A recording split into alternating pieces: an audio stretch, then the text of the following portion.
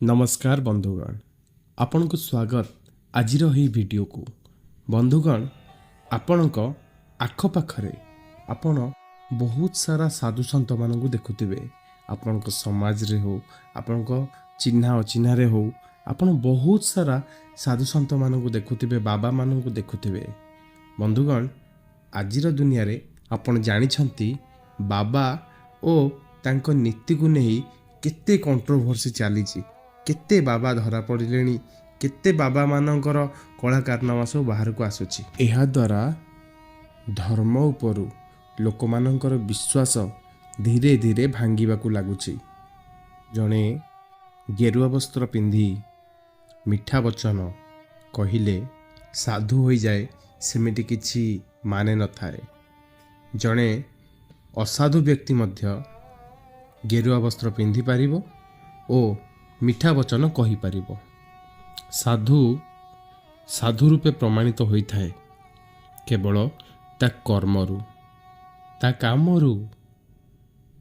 तेबे आमे केमिति जानिबा जणे व्यक्ति साधु, जणे व्यक्ति मुनि, केमिति जानिबा? तेबे आसंतु किछि पॉइंट विषय में आलोचना करिबा। यही गुण सबु जदि जणे व्यक्ति भितर थाए तेबे से जणे मुनि बा से जणे साधु।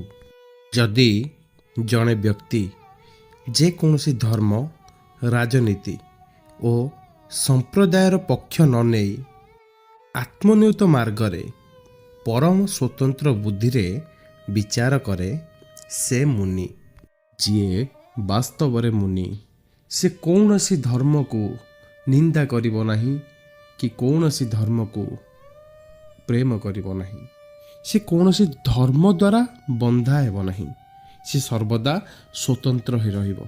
से कौनसी धर्मर नियम को मानिबो नहीं। से कौनसी राजनीतिक दल को भी सपोर्ट करिबोनी, ना ए दल को सपोर्ट करिबो ना से दल को सपोर्ट करिबो। से सर्वदा स्वतंत्र रहिबो। कौनसी संप्रदायर पक्ष से नब नहीं। सी सब बड़े स्वतंत्र बुद्धि रे विचार करे, अर्थात पूरा स्वाधीन। सी होची मुनि। सी होची जने साधु जे सर्वदा निजको स्वतंत्र रखे। सी सब निज कथा निजे सुने। सी कहा अंडर रुहेनी कि कहा को सी फॉलो करेनी, कि कौन सी धर्म को फॉलो करेनी, कि कौन सी राजनीतिक दल को भी फॉलो करेनी।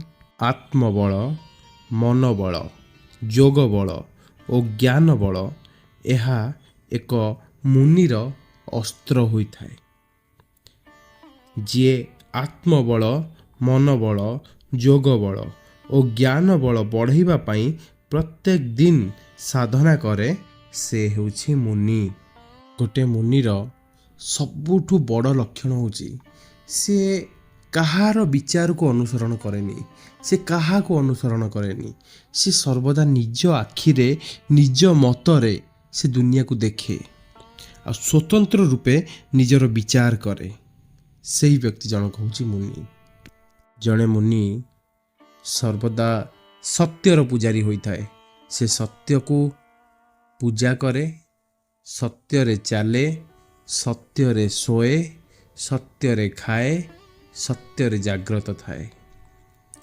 जे सत्य को जाने ओ सत्यर प्रतिष्ठा करे, सत्यर प्रचार करे से होछि मुनि।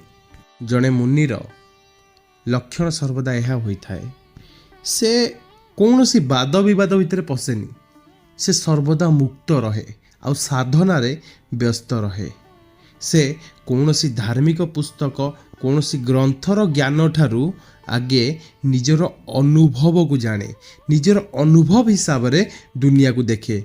से कौनसी पुस्तकर ज्ञान रे विश्वास करे नहीं। से सर्वदा निजर ज्ञान उपरे विश्वास करे। सेथिपाई मुनि की सर्वदा स्वतंत्र रूपे दर्शा जाइछि।